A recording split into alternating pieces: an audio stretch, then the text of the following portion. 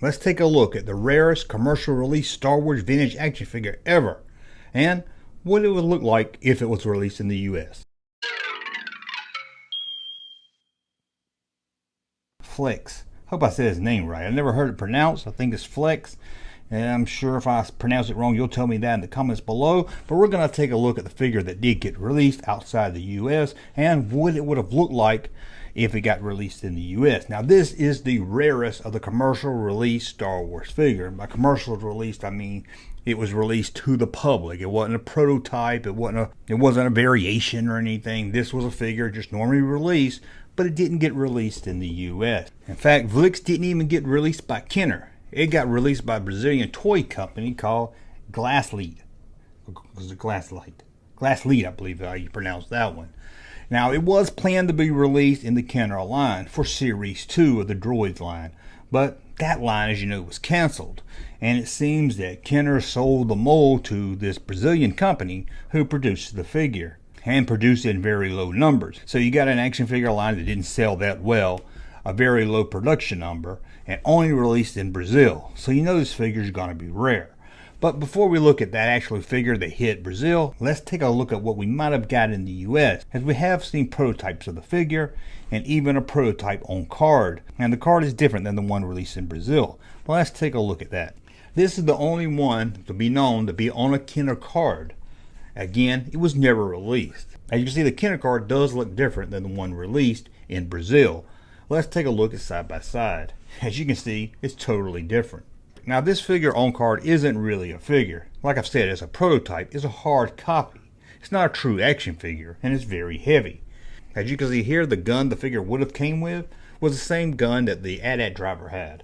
Now, if you have the Glasslead one, he comes with a Hoth Trooper gun, but it's black rather than the normal blue. Now, as you can see, the card is totally different. But what about the figure itself?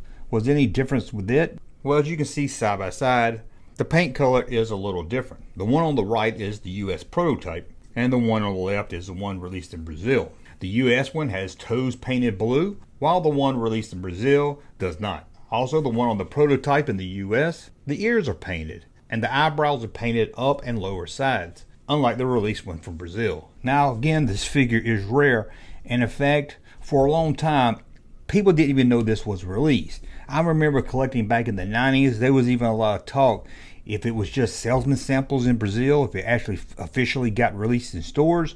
But over the years, we have learned that it did get released in Brazil, just in very limited numbers, making it extremely rare to find on card. Even loose is extremely rare. This thing sells for a lot. A loose one might run you as low as $5,000, but as high up as $20,000 just for the figure loose. And what about one on card? That one's going to cost you any more, usually between $45,000 and $6,000, and that price is only going up over time, as most of these are in collectors' hands where they're staying put. And it's funny, back in the 90s, every once in a while you could find these in Toy Shop magazine. Here's the ad from 1994. It's an auction ad starting at $450. Now, I would be very cautious about buying from this ad, as they're selling a fake Boba Fett prototype with the rocket launcher. Here's an ad from 1996, and they're asking $500. That seems incredibly low, so I'm guessing this is a fake one, or maybe a lot of times when it comes to toy shop ads, these sellers would put rare stuff in the ad to get people to call and ask about it and say, oh, sorry, we've sold it, but look, we also have this, as a way to try to sell more items. But here's another ad from 1996. Someone's asking almost $2,000. What seems about right for the 1996 price. Well, let's take a look at the one that did get released in Brazil. As you can see, it doesn't say Kenner, it says Gaslight, or is it Gaslight? Man, that joke's getting old. As you can see, the card in Brazil is just a more generic card. All the Droids figures were released on this card in Brazil, rather than giving a focus to each character on the card. As you can see, he comes with a Hoth Trooper gun, again black rather than blue. Now, the Brazil one didn't come with a coin, but if released in the US, it would have came with a coin, and there's at least 3 different prototypes of this coin. 1 in gold and 2 in silver. What's different? Why 2 in silver? Well, the gold one and one of the silver ones has the word villain spelt wrong. I know, it's like I work for the toy company or something. As you can see, it's missing an I on the gold coin and the silver coin. but it was corrected on some of the prototypes. Again, none of these coins were ever released. So I know you're like me, you're curious. What did it say about this obscure figure on the back of this coin? Did it tell us more about him? After all, he was only in Series 2 of the show. Well, the back of the coin is kind of odd. I know it's probably hard to see in this photo here, but it says, Tig Forms, constant companion and watchdog, and the best dressed gangster in town. As I said, a very odd thing on the back of the coin, but it is true he was probably the best dressed gangster in Star Wars. Now, if you're looking to buy this thing, be warned, there's a lot of fake ones out there. Reproduction, as the community likes to call it, repos.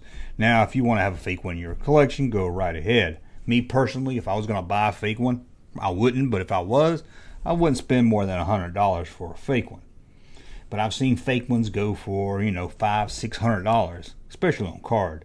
But we're loose, I definitely wouldn't pay more than $100 for it. So if you want it in your loose collection, a reproduction, just so you can say, hey, look, I got all the figures, although that one's fake, don't go crazy paying for that. But again, to be warned, there's a lot of fake ones out there, not just loose, but on a fake card also. And these fake ones going for a lot of money.